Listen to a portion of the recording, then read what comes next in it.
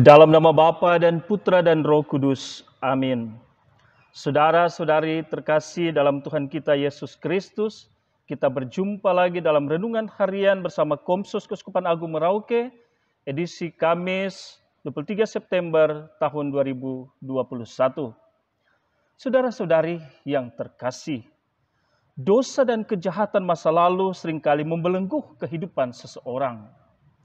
Orang yang pernah melakukan kejahatan yang sangat berat akan selalu dibayang-bayangi oleh rasa bersalah dan kecemasan yang mendalam. Pengalaman dan perasaan seperti itu juga pernah dialami oleh Herodes, raja wilayah Galilea. Dalam bacaan Injil hari ini, penulis menampilkan Raja Herodes yang dihantui oleh kecemasan dan ketakutan. Ia merasa cemas dan takut karena ia mendengar berita yang simpang siur tentang Kristus dan karya-karyanya yang telah membuat banyak orang terpesona dan percaya kepadanya. Lebih lagi, Herodes mendengar ada orang yang mengatakan bahwa Yohanes Pembaptis telah bangkit dari antara orang mati.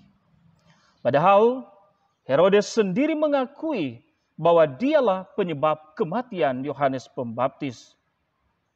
Yohanes kan telah kupenggal kepalanya. Demikian kata Herodes. Maka hatinya menjadi tidak tenang. Hati dan pikirannya diliputi kecemasan dan ketakutan. Saudara dan saudari yang terkasih, ada beberapa alasan mengapa Herodes cemas dan takut.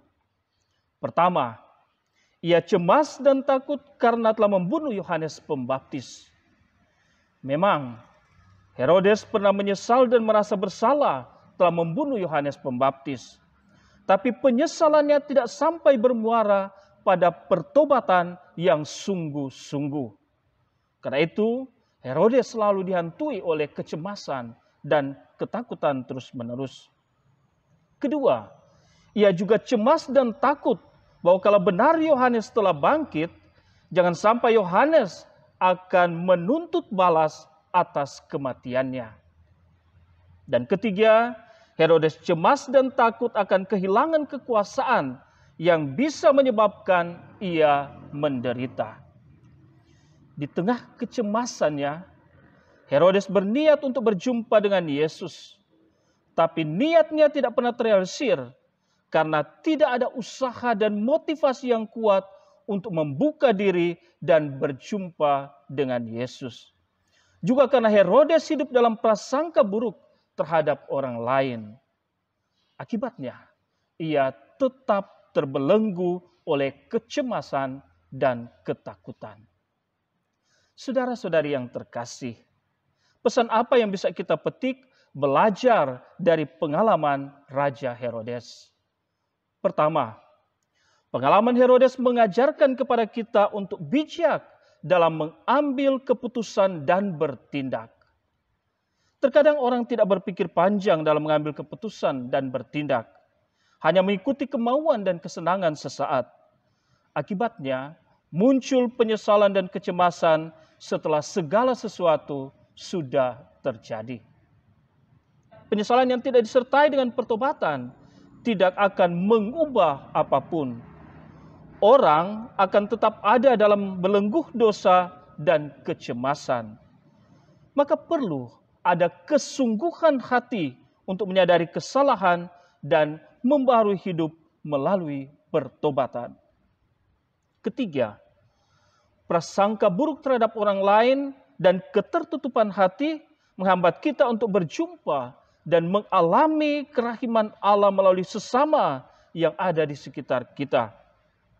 Maka kita perlu membuang segala prasangka buruk dan negatif thinking terhadap orang lain. Belajar dan berusaha membuka diri dan berpikir positif terhadap sesama. Dan keempat, kelekatan pada kekuasaan menyebabkan orang memandang orang lain sebagai saingan yang mengancam dan harus disingkirkan. maka kita diajak untuk bersikap lepas bebas dan menjadikan kekuasaan, kedudukan sebagai sarana untuk melayani sesama. Marilah saudara-saudari terkasih, kita terus berbenah diri. Jangan biarkan diri kita hidup dalam kecemasan dan ketakutan, justru karena kita tidak mau bertobat dan tidak mau datang kepada Yesus. Semoga demikian Tuhan memberkati kita semua. Dalam nama Bapa dan Putra dan Roh Kudus. Amin.